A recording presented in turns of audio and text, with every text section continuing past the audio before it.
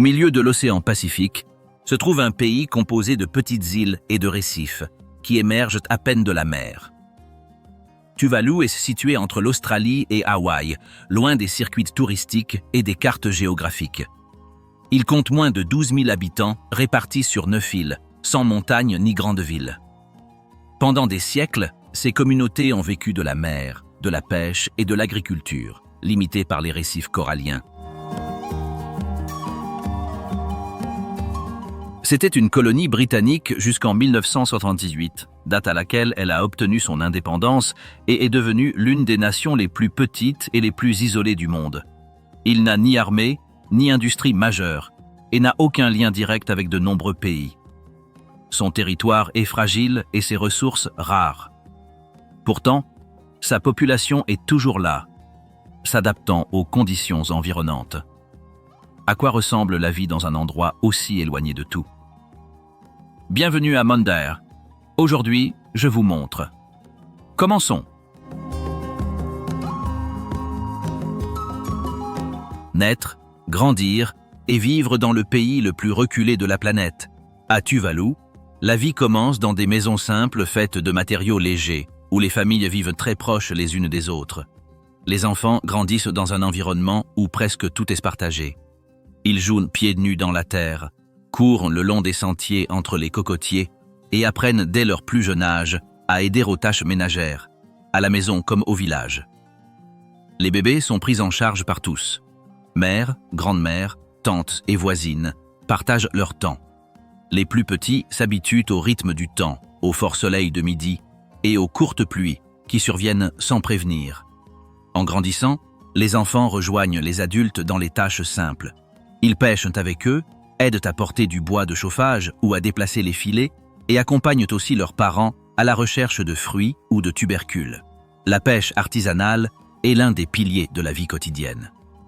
Nombreux sont ceux qui partent en mer sur de petites embarcations rudimentaires, conçues pour se déplacer entre les îles et les lagons.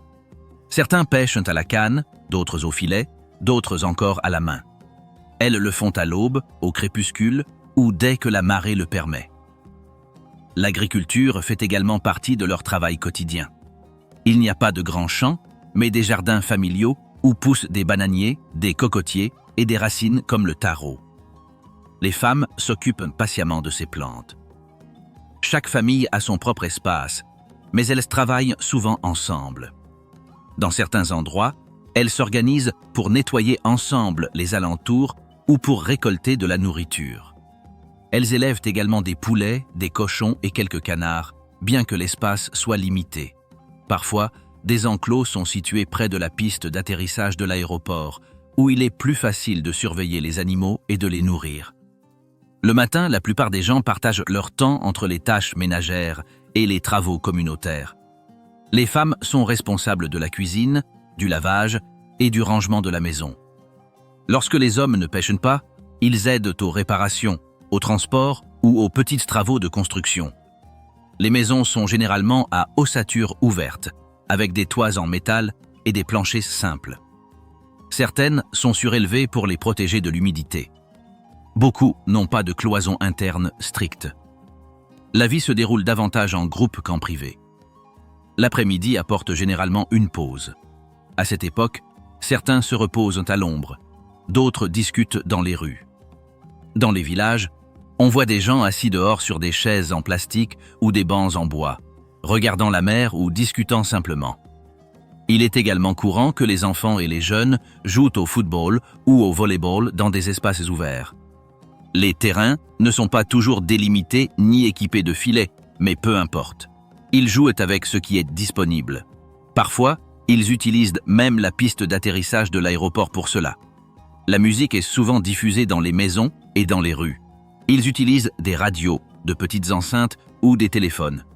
Ils aiment danser, chanter et répéter des chansons locales ou étrangères apprises sur Internet ou sur des CD enregistrés.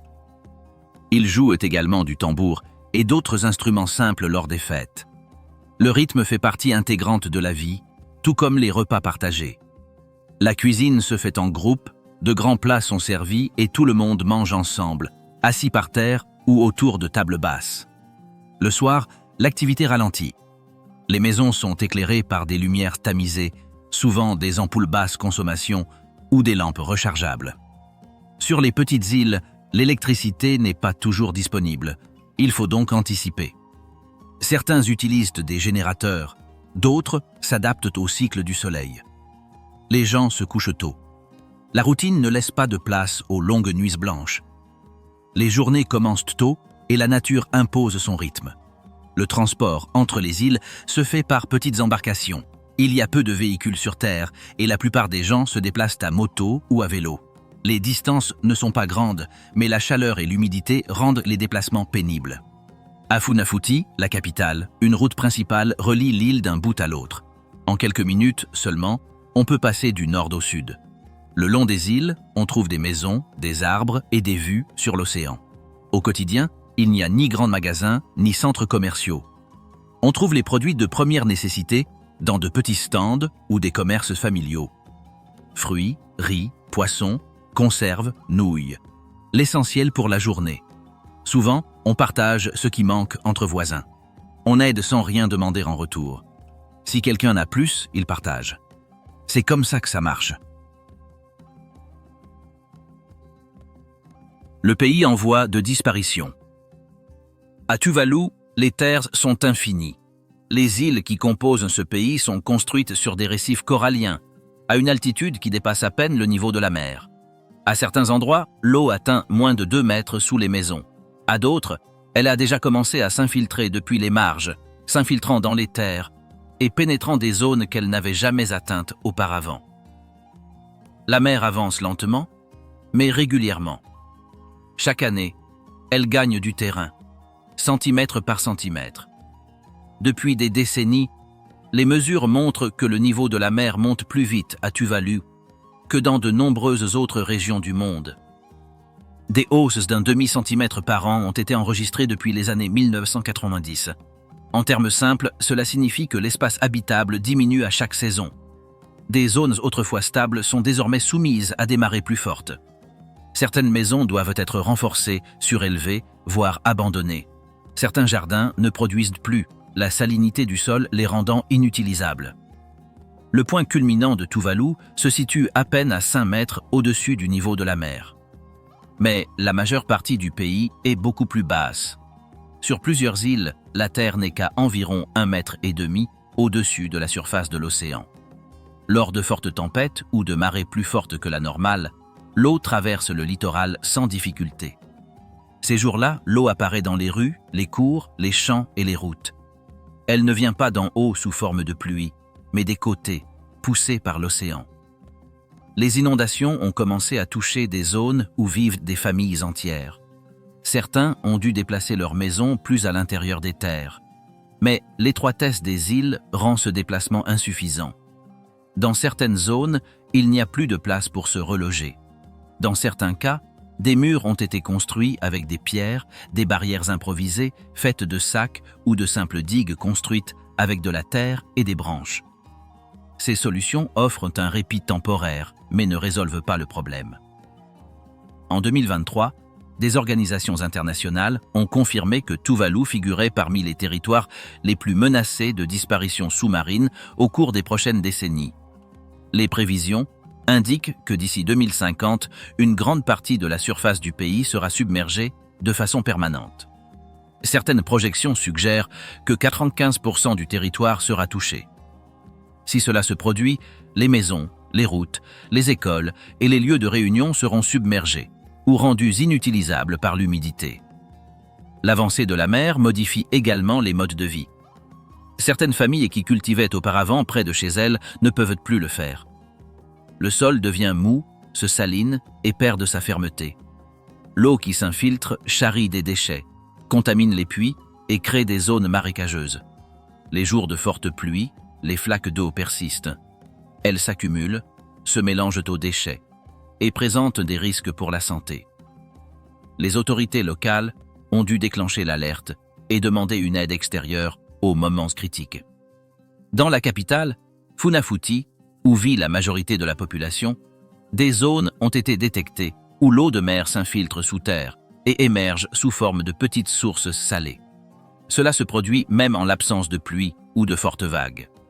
C'est un signe évident que les eaux souterraines sont poussées vers le haut. En pratique, cela signifie que l'océan gagne du terrain par le bas, et pas seulement par les côtés. Les cimetières sont également menacés. Certaines tombes ont été endommagées par des fuites ou des glissements de terrain. Dans les zones proches de la mer, les tombes sont exposées à une humidité constante. Cela crée de l'anxiété chez les communautés, qui ont le sentiment que leurs espaces sacrés sont touchés par quelque chose qu'elles ne peuvent pas arrêter. Des projets de déplacement des dépouilles mortelles vers d'autres sites ont déjà été envisagés, mais cela nécessite une coordination, des permis et du matériel qui ne sont pas toujours disponibles.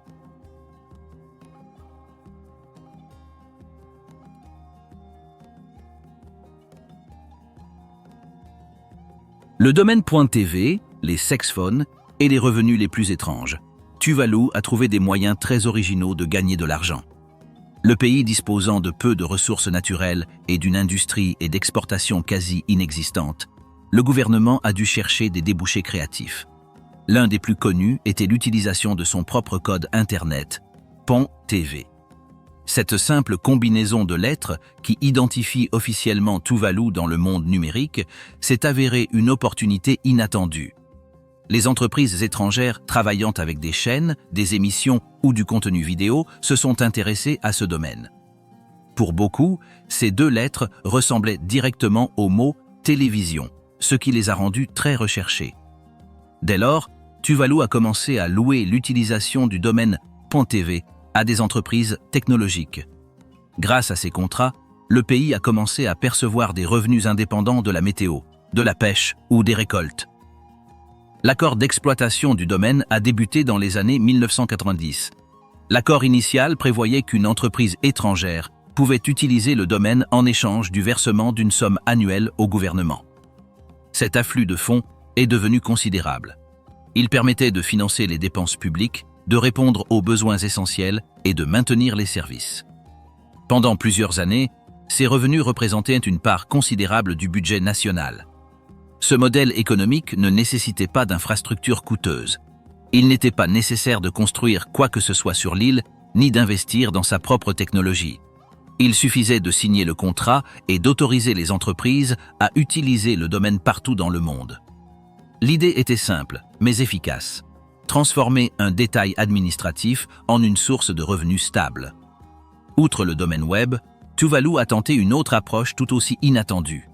Pendant un temps, le pays a loué des numéros de téléphone avec l'indicatif +688 à des entreprises spécialisées dans les services de divertissement pour adultes. Ces numéros étaient utilisés par des entreprises proposant des lignes de chat payantes. Grâce à ce système, Tuvalu percevait une partie des revenus générés par chaque appel. Les revenus générés par ces lignes téléphoniques ont atteint des chiffres significatifs. Pendant plusieurs années, plus de 600 000 $ ont été collectés chaque année. Pour un petit pays sans fortes exportations ni grandes entreprises, ce montant était très élevé. Le gouvernement a utilisé ces fonds pour couvrir ses dépenses internes.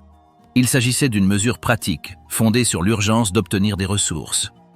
Ce type de contrat a suscité des débats au sein du pays. Certains secteurs de la population se sentaient mal à l'aise quant à la provenance des fonds. Des manifestations ont eu lieu, des lettres ont été écrites et des réunions communautaires ont été organisées pour discuter de la question. Finalement, vers 2000, les autorités ont décidé de résilier les contrats avec ces entreprises. La location de numéros pour ce type de contenu a été interrompue. Le ministre des Finances de l'époque a expliqué que cette mesure avait été prise par respect pour la population. Il a également mentionné que le pays ne pouvait pas subvenir à ses besoins uniquement grâce à ses revenus et qu'il fallait trouver d'autres sources de financement. L'abandon de ce modèle a laissé un trou dans les comptes publics. L'aide internationale et le soutien de fonds extérieurs ont dû être recherchés pour maintenir une certaine stabilité. Le fonds d'investissement pour le développement de Tuvalu était l'un des mécanismes créés pour fournir un soutien financier. Ce fonds visait à accumuler du capital et à utiliser les intérêts pour financer des projets ou des besoins nationaux. Cependant, il a traversé une période difficile. Plusieurs crises économiques mondiales ont affecté ses performances. Certaines années, le fonds a subi des pertes ou affiché des rendements très faibles. Cette situation a conduit le pays à continuer de chercher des moyens de générer des revenus. Des accords furent conclus avec des compagnies étrangères pour autoriser le passage des bateaux de pêche dans les eaux voisines. Des timbres-poste et des pièces commémoratives furent également vendus à des collectionneurs internationaux. Ces initiatives générèrent des revenus plus modestes, mais constituèrent un complément aux dépenses. Le gouvernement continua de rechercher activement de nouvelles sources de revenus non traditionnelles. L'absence de ressources naturelles importantes et de ses propres industries le força à se tourner vers l'étranger. Des accords furent signés avec des organisations internationales pour bénéficier d'une coopération technique et financière. Cette aide fut utilisée pour les travaux publics, les soins de santé, l'éducation et les améliorations de base sur les îles. Traqués en mer. Le réseau d'enlèvement qui a vidé Tuvalu. À la fin du XIXe siècle, Tuvalu fut frappé par une pratique qui eut un impact durable sur de nombreuses îles du Pacifique, le blackbirding. Ce système consistait à capturer des personnes et à les emmener travailler loin de chez elles, dans des conditions difficiles. Dans de nombreux cas, les jeunes étaient embarqués à bord de navires par la ruse, la tromperie ou la force. Les ravisseurs naviguaient entre les îles à la recherche de main-d'œuvre bon marché. À Tuvalu, plusieurs villages furent touchés. À leur arrivée, les marins se présentaient comme missionnaires ou commerçants, proposant des trajets, de la nourriture ou du travail. Certains jeunes acceptèrent de monter à bord du navire, ignorant la suite des événements. D'autres furent enlevés sans prévenir, alors qu'ils marchaient le long de la côte ou travaillaient à terre. Une fois à bord, il n'y avait plus de retour en arrière possible. Les navires partaient sans laisser de traces et personne ne pouvait les suivre. Des familles étaient abandonnées, ignorant où leurs fils, frères ou maris avaient été emmenés. Les destinations les plus courantes étaient des plantations aux Fidji ou dans certaines régions d'Australie. Là, les nouveaux arrivants furent contraints de travailler dans la canne à sucre, le coton ou les grandes cultures sous surveillance et sans droit. L'impact fut profond. Dans plusieurs régions de Tuvalu, le nombre de jeunes chuta brutalement en quelques années seulement. Les villages se vidèrent de leurs hommes en âge de travailler. Cela affecta directement la pêche, l'agriculture, la construction et l'organisation villageoise. Les femmes, les personnes âgées et les enfants furent laissés seuls pour effectuer les tâches pénibles, tentant de maintenir le rythme de vie avec moins de bras. La structure sociale s'effondra également. Dans une petite société aussi connectée que celle de Tuvalu, l'absence d'une seule personne se fait sentir. Mais lorsque des dizaines de personnes disparaissent simultanément, tout est bouleversé. De nombreuses familles perdirent plusieurs membres en une seule année. Certains foyers se retrouvèrent sans fils. D'autres femmes ne revoyèrent jamais leur mari. Dans les villages, les gens commencèrent à vivre dans la peur. On évitait de sortir seul ou de se rendre dans des zones reculées. On se méfiait des navires qui approchaient. Chaque voilier ou goélette qui apparaissait à l'horizon pouvait constituer une menace. Même les véritables missionnaires ou commerçants durent faire face à cette méfiance. La tranquillité des communautés a été brisée. La perte de jeunes a également eu des conséquences à long terme. En l'absence d'une génération active, la croissance démographique a ralenti. Le nombre de naissances a diminué. La construction et les activités communautaires ont été retardées. La formation professionnelle a également été réduite. Une grande partie du savoir se transmettait directement, de parents à enfants ou d'aînés à jeunes. Cette chaîne brisée, certaines pratiques ont disparu ou se sont affaiblies. Les personnes kidnappées qui arrivaient dans les plantations vivaient sous un contrôle total. Elles étaient contraintes de travailler de longues heures, sans repos, avec peu de nourriture et une surveillance constante. Certaines étaient battues ou enfermées. D'autres tentaient de s'échapper, mais ne connaissant pas le terrain, elles ont été rattrapées. La plupart n'avaient aucun moyen de communication ni les ressources nécessaires pour rentrer. Dans de nombreux cas, leurs ravisseurs ont changé leur nom, leur ont interdit de parler leur langue et leur ont imposé de nouvelles règles. Cette rupture avec leur identité a causé de profonds dommages émotionnels. La distance, la violence et le manque de contact avec leurs racines ont affecté leur santé mentale. Certaines sont mortes sur ces terres sans avoir pu laisser de message. Ceux qui ont réussi à revenir l'ont fait des années plus tard. Ils revenaient plus âgés, avec des cicatrices physiques et des souvenirs douloureux. Certains n'avaient plus de famille vivante. D'autres furent accueillis par des proches qui ne les reconnurent pas. Dans les villages, ces histoires étaient racontées à voix basse et triste. Les traces restèrent engravées dans la mémoire collective. Le trafic d'êtres humains par le biais du blackbirding n'était pas caché. Plusieurs puissances coloniales l'autorisaient ou l'ignoraient. Certains capitaines de navires étaient connus pour ces pratiques. Ils empruntaient des itinéraires établis, se coordonnaient avec les commerçants du continent et effectuaient plusieurs voyages par an. Pour eux, c'était un commerce. Au fil du temps, les plaintes des missionnaires et les protestations de certaines communautés ont attiré l'attention. En 1872, une loi britannique fut adoptée pour protéger les insulaires du Pacifique. Là où la parole du pasteur fait loi. À Tuvalu, l'Église n'est pas seulement un bâtiment. Elle est le centre de la vie de chaque communauté. On ne la fréquente pas seulement le dimanche. La présence de la religion est perceptible chaque jour, du petit matin jusqu'à tard le soir. Le pasteur ne se contente pas de diriger les prières. Il est aussi une figure qui guide, décide, dirige et a souvent le dernier mot sur les questions sociales, familiales et collectives. L'église la plus répandue du pays est de tradition protestante, connue localement sous le nom d'église de Tuvalu. Plus de 95% de la population y adhère. Chaque village possède sa propre église et chaque église a sa propre structure de direction. Les décisions les plus importantes du village passent généralement par le conseil religieux. Souvent, avant d'organiser un événement ou de faire une annonce publique, le pasteur est consulté. Les réunions religieuses sont ponctuelles et bien organisées. Les habitants arrivent en tenue de soirée, à pied ou à moto. Ils s'assoient en groupes familiaux. Pendant les prières, personne ne parle, personne ne bouge sans autorisation et chacun suit la voix du responsable. La participation est volontaire, mais la pression sociale fait que peu de gens s'en privent. Aller à l'église fait partie du rythme hebdomadaire, au même titre que la cuisine ou le jardinage. Les sermons ne se limitent pas au sujet de foi. Ils abordent également le comportement, le respect, les relations personnelles, l'argent et la discipline. Le pasteur utilise des exemples du quotidien pour expliquer ce qu'il considère comme juste. Nombre de ces messages deviennent des règles que chacun suit, même si elles ne sont pas écrites. Si quelqu'un agit différemment, quelqu'un d'autre le signalera probablement, ou le problème sera porté à l'attention du conseil. À l'école, l'instruction religieuse fait partie intégrante du programme scolaire. Dès leur plus jeune âge, les enfants apprennent des prières, des hymnes et des passages des livres sacrés. Les enseignants font également partie de la communauté des croyants. Les valeurs enseignées en classe sont les mêmes que celles qui sont renforcées à la maison et à l'église. Cela crée une ligne de pensée unique qui se transmet de génération en génération.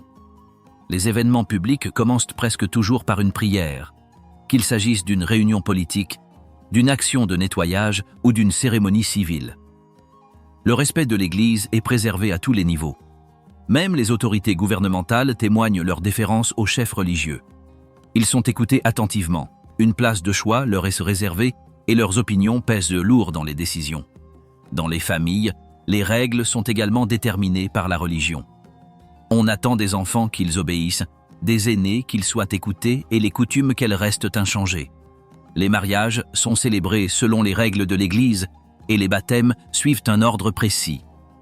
Dans les foyers, on prie avant les repas, avant de se coucher et dans les moments difficiles. Tout cela est naturel.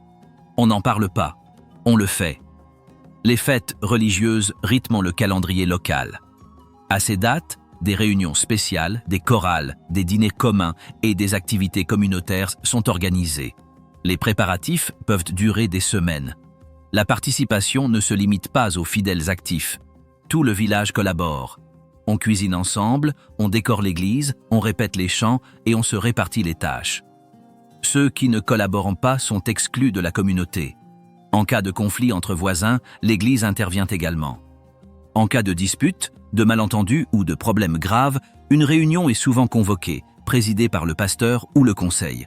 On y discute, on écoute, on propose une solution et on recherche un compromis. L'idée est de résoudre le problème sans recourir à des moyens extérieurs. Cette méthode de résolution est appliquée aussi bien aux affaires familiales qu'aux litiges fonciers ou financiers. Les dons font partie intégrante de l'engagement. Chaque membre contribue selon ses moyens. Cet argent sert à entretenir l'Église, à aider les nécessiteux et à financer des événements. Dans de nombreux foyers, une partie des revenus mensuels est mise de côté pour remplir cette obligation. Personne n'exige de contribution administrative, mais chacun sait quand, combien et comment contribuer.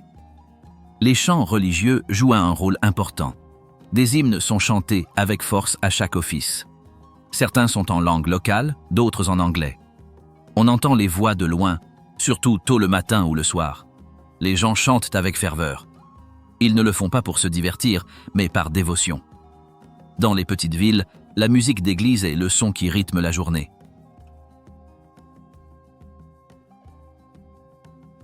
Ce qu'on attend de vous si vous êtes née femme.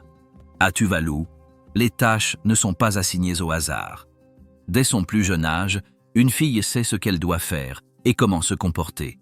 Elle ne l'apprend pas par des discours ou des livres. Elle l'apprend à la maison, dans la rue, lors de réunions et dans les gestes du quotidien. Regards, silence et paroles marquent un chemin qu'elle suit sans se poser de questions. Les femmes ont une routine bien définie. Elles se lèvent tôt, nettoient leur espace de vie, préparent les repas et s'occupent des enfants. Certaines travaillent en la terre ou aident en mer, mais elles reviennent presque toujours pour s'occuper de la maison. Elles organisent l'ordre au sein du foyer. Elles s'occupent de la lessive, de la cuisine, du rangement et sont attentives aux besoins. Lors d'une réunion, elles sont les premières à arriver et les dernières à partir. Elles servent les invités, distribuent les plats, récupèrent les restes et s'assurent que tout est à sa place. En cas de fête familiale, elles préparent le repas la veille. En cas de cérémonie, elles repassent les vêtements de chacun et en examinent les détails. L'image attendue d'une femme est ferme mais discrète. Elle doit parler quand il convient, sans hausser le ton. Elle doit être présente en tout, sans vouloir être le centre de l'attention. Elle est appréciée pour son dévouement, sa capacité à soutenir sans protester et sa volonté de donner sans rien demander. À l'adolescence, les règles sont renforcées. Le contrôle de son corps s'accroît. On attend d'elle qu'elle s'habille modestement, qu'elle évite de trop s'exposer et qu'elle évite de se mêler à certains groupes sans être accompagnée. Son comportement est surveillé de près pour éviter toute remarque. Un geste mal compris peut devenir un sujet de conversation entre voisins. Les relations sont surveillées de près. La frontière entre ce qui est permis et ce qui est mal vu est ténue. On attend des relations qu'elles évoluent de manière formelle. La liberté totale n'est pas encouragée, ni l'exploration spontanée encouragée. Dans de nombreux foyers, on parle peu de ce sujet. Les règles sont comprises par habitude et non par une conversation ouverte. Lorsqu'une femme se marie, elle assume une toute nouvelle liste de responsabilités. Dès lors, elle prend soin de son mari, de ses enfants et, souvent, de leurs parents. Elle représente également sa famille lors des réunions sociales, veille à l'ordre du foyer et participe aux activités communautaires. Tout cela sans négliger les tâches qu'elle accomplissait déjà. Dans les décisions familiales, sa voix compte, mais dans des espaces restreints. Sur les questions importantes, le dernier mot appartient généralement à d'autres. Les femmes organisent, soutiennent, planifient et corrigent, sans pour autant occuper la première place. Cette façon d'agir est présente dans toutes les générations. Elle est enseignée par l'exemple et répétée sans interruption. Le corps d'une femme est pris en charge et surveillé, non pas comme une affaire personnelle, mais comme un élément de l'honneur familial. On attend d'elle qu'elle maintienne certaines limites, évite certaines fréquentations et ne transgresse pas les normes sociales. La pression est constante, même si elle n'est pas exprimée à voix haute. Les règles sont dans l'air et tout le monde les connaît. Les questions d'intimité ne sont pas abordées ouvertement. Elles ne sont pas expliquées clairement. Elles sont présupposées. Les filles grandissent sans recevoir de réponse directe. Elles apprennent par l'observation, par des commentaires spontanés ou par ce qu'elles entendent. Cela crée de la confusion, de la peur ou des doutes qui ne sont pas toujours résolus.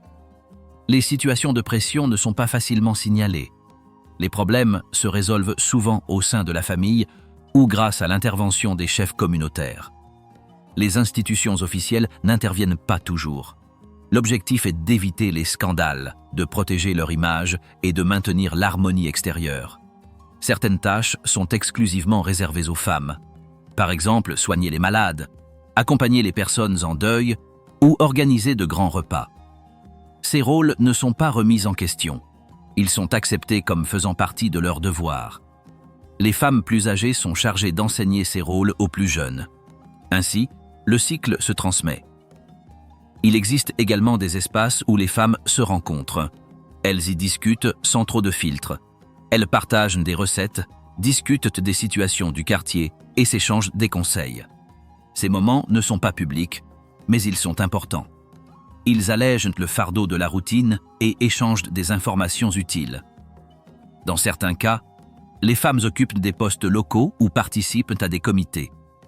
Mais ces espaces ne changent pas la logique générale.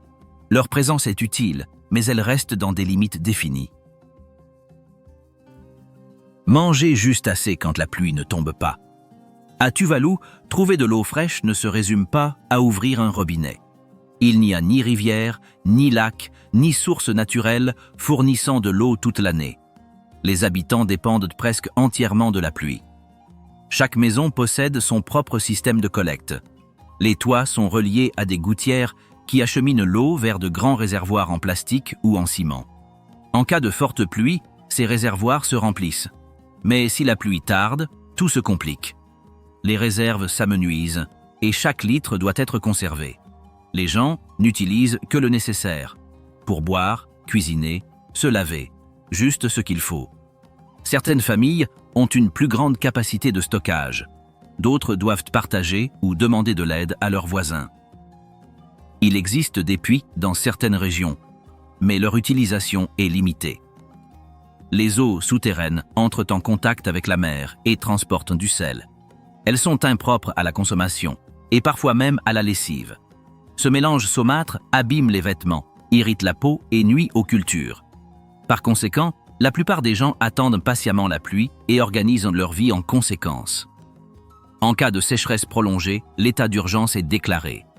Les autorités sollicitent l'aide d'autres pays, envoient des navires avec des citernes et distribuent l'eau par roulement. De longues files d'attente se forment, des jerrycans sont distribués et les horaires sont ajustés. Rien n'est gaspillé.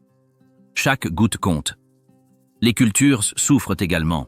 Le terrain est plat, avec des zones sablonneuses et d'autres avec des vestiges coralliens. Le sol n'est pas fertile. Il est difficile de cultiver quoi que ce soit sans soin particuliers. Les plantations les plus courantes sont le taro, la banane et la noix de coco. D'autres racines et quelques légumes sont également testés. Mais tout dépend de la qualité de l'eau. Lorsque l'eau salée s'infiltre par le bas, les racines des plantes brûlent. Les feuilles se fanent et les fruits ne poussent pas. Sur certaines parcelles, les plantations ont été complètement interrompues. Sur d'autres, des plates-bandes surélevées ont été aménagées avec de la terre apportée de l'extérieur.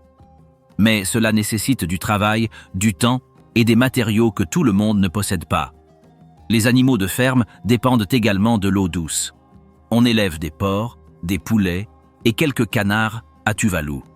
Ils se nourrissent des restes de nourriture, des herbes et de tout ce qui leur tombe sous la main. Leurs soins quotidiens comprennent le nettoyage, la nourriture et l'ombre. Lorsque l'eau se raréfie, la consommation humaine est prioritaire et les animaux souffrent. Les élevages porcins sont situés dans des espaces ouverts, souvent près de la côte. Certains sont situés à proximité de l'aéroport. Les propriétaires partent tôt pour nourrir les porcs et reviennent en fin de journée pour vérifier leur bien-être. Ce sont des espaces simples, avec des clôtures en bois, des toits légers et des conteneurs de fortune. La pêche reste essentielle à leur alimentation quotidienne. Les gens partent en bateau, lancent des lignes ou étendent des filets. La pêche se pratique près du rivage ou dans des zones plus profondes selon la météo. Le poisson frais est partagé entre les familles ou vendu en petites quantités. Les crustacés, les mollusques et autres espèces vivant près des côtes sont également ramassés. À certaines périodes de l'année, la pêche diminue. Le mauvais temps ou les changements de l'eau affectent les quantités capturées. Dans ce cas, ils comptent sur leurs réserves, riz, nouilles, conserves. La plupart de cette nourriture arrive par bateau d'autres pays. On le vend dans de petites boutiques dont les prix varient selon l'approvisionnement. De nombreux produits ne sont pas fabriqués localement. La farine, l'huile, le lait, le sucre, les légumineuses et autres produits de première nécessité arrivent de l'étranger, tout comme le carburant, les ustensiles de cuisine et certains ustensiles du quotidien. Tout cela dépend des liaisons maritimes. Si un bateau est retardé ou s'il y a des problèmes de transport, les rayons sont vides. La cuisine tuvaluane allie ce qui est disponible et ce qui est disponible. Des plats simples sont préparés avec du riz, du poisson, de la noix de coco et des fruits. On peut également les frire, les rôtir ou les bouillir selon le type d'aliment. Le bois de chauffage et le gaz sont les sources de cuisson les plus courantes. Dans certains foyers, la cuisine se fait à l'extérieur, sous un toit, avec de grandes marmites partagées. Lors des fêtes, on cuisine en plus grande quantité. On tue des cochons, on cuit des racines et on sert de grands plats sur des feuilles ou des plateaux. Les familles partagent la nourriture et les restes sont conservés. Un pays préservé sur les écrans Tuvalu prépare une copie de lui-même, résistante à l'eau, au naufrage et au vent. C'est une version numérique. On ne peut pas y marcher, mais on peut l'observer de partout dans le monde. Ce projet vise à garantir la pérennité de son image et de sa culture, même si le territoire disparaît. L'idée est de construire un pays entier sur Internet, avec des paysages, des structures, des sons, des mouvements et des détails qui reproduisent de la réalité. Tout cela est organisé sur une plateforme virtuelle, où chaque île aura son propre espace, chaque recoin sa propre forme, et chaque personne pourra se représenter. Le point de départ est Tifualeku, l'une des îles qui montre déjà des signes de disparition. C'est la première à être transformée en version numérique. Les bâtiments sont scannés, les routes sont tracées graphiquement et les vues sont recréées à partir d'images collectées par des équipes locales. Chaque plante, chaque couleur, chaque forme est placée à son emplacement numérique comme sur une carte précise. Les habitants auront également leurs avatars. Des figures tridimensionnelles évolueront dans l'espace créé. Ils pourront marcher, parler, chanter, se rencontrer et se souvenir. Ils ne seront pas physiquement présents, mais pourront le visiter depuis un ordinateur ou un appareil connecté. Ce sera comme entrer dans une maquette vivante, où tout reste identique, même si l'extérieur change. La langue locale fera partie intégrante de l'environnement. Les gens pourront converser, écouter des chansons et lire des phrases typiques. L'objectif n'est pas seulement de montrer le pays, mais de le perpétuer. Pour éviter qu'il ne devienne une carte postale figée, mais plutôt une expérience active. Un lieu qui continue d'être habité, même de loin. Le projet préserve également des artefacts culturels. Costumes, danses, instruments et symboles sont numérisés. Chaque élément est enregistré, photographié et modélisé afin d'occuper sa propre place dans l'environnement virtuel. Ainsi, il n'est ni perdu ni dilué. Il est préservé tel quel. Les réunions avec les techniciens du projet se font par visioconférence. Certains spécialistes travaillent depuis des pays lointains. D'autres se rendent à Tuvalu pour collecter des données. Ils discutent de mesures, de textures et de sons. Les chronologies sont ajustées, les détails sont examinés et les modèles sont créés. Tout prend du temps. Ce n'est pas immédiat. Mais les progrès se font étape par étape. Les décisions sont prises par le gouvernement en collaboration avec des conseillers technologiques. La plateforme, le stockage, la sécurité et les options d'accès sont évaluées. L'objectif est que le système soit léger, ouvert et compatible avec la plupart des appareils. Il vise également à fonctionner avec des connexions lentes, car de nombreuses personnes n'ont pas d'accès Internet rapide. Les écoles du pays connaissent déjà le projet. Certains jeunes ont participé aux premiers tests. Ils ont vu les images, déplacer leurs propres avatars et donner leur avis sur l'espace virtuel. Les réactions sont mitigées. Curiosité, enthousiasme, surprise. Mais tout le monde comprend l'idée. sauver ce qui risque de disparaître. Il ne s'agit pas seulement de tourisme ou d'une exposition. L'objectif est de créer un lieu où les citoyens peuvent se retrouver lorsqu'il n'y a plus de base solide. Un lieu de rencontre, un lieu de mémoire, un lieu de connexion. Puisse la distance n'effacer l'histoire. Que l'absence de territoire ne rompe pas les liens. Le projet a reçu le soutien d'organisations travaillant sur les questions climatiques et culturelles. Des financements, des conseils techniques et une couverture médiatique ont été offerts pour faire connaître l'initiative. Les migrants pourront également utiliser cette plateforme. Même s'ils vivent à l'étranger, ils pourront y entrer avec leur avatar, explorer l'espace et découvrir les lieux où ils sont nés ou où leurs parents ont vécu. Ce sera un moyen de revenir, même si la mer a tout recouvert. Il n'y a pas de promesses exagérées. Personne ne dit que cela remplace la vie réelle. Mais il est entendu que cela peut contribuer à entretenir quelque chose, comme une bougie qui ne s'éteint jamais. Une présence nourrie par des images, des sons et des souvenirs organisés. Tuvalu ne veut pas disparaître sans laisser de traces. Il veut être présent quelque part. Et s'il ne peut le faire sur Terre, il le fera en ligne. Sur des écrans, sur des appareils, dans des espaces où l'on peut encore entrer, regarder, bouger et être.